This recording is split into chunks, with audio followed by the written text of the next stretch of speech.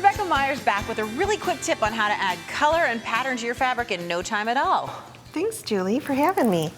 So what we're going to do is take some fabric. And it's not just any fabric. As you dip this, I want to say that this is white on white fabric that already has a pattern on it, and it's going to be a resist. Now, this is just a cool moment, I think, which is you're just taking some really thin acrylic paint, you're going to dump it in the water. It's kind of like dyeing Easter eggs. Oh my God, that totally reminds me of dyeing Easter eggs. So I'm just going to dip it in.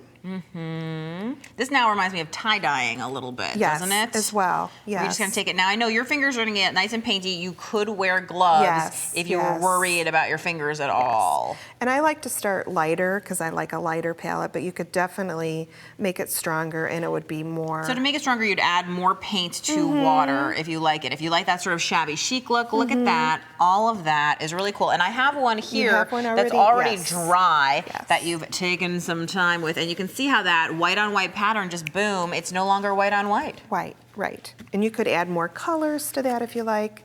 The final step I like to do then is add some stamping, some foam stamping.